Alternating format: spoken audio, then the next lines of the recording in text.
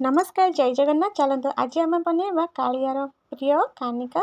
चलतु बनवा मुझे चाउल को छोटे छोटे जो जीरा राइस थाए नहीं गोटे बड़ ताटिया ताको भल से धोई धाइक 3-4 धुआ करके 15 मिनिट बतुरे रखिदबा। मसला आम नवा काठ मसला गुजराती मरीच लवंग चक्रफूल आ गोटे चामच जीरा नहीं कि भल से आम कुटी काटिकी रखिदबा।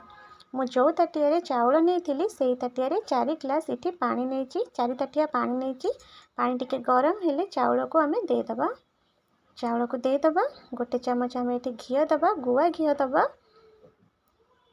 गोटे तेजपत्र देदबा गुड़ मु गोटे ताटिया नहीं ताको देकी कभर कर नवा। 15 मिनिट पर काढ़ी देखा अधा भात आमर सीझीगला तो से लुण पकेबा कुटिकी रखि मसला पाउडर को देदबा। आम ये बहुत सुंदर बढ़िया लगुच बनला बेले एमती लगुच मु कालिया ही बनाऊँगी। बहुत बढ़िया फील हो बहुत सुंदर लगुच।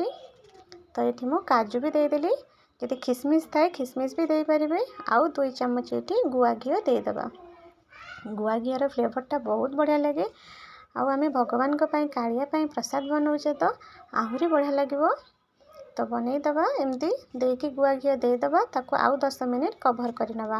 10 मिनिट पर खोलिकी देखा आमर रेडी हो गला। ताको भल से एमती ऊपर तल कर भल से मिसई नवा। बढ़िया से बास्ना होमर।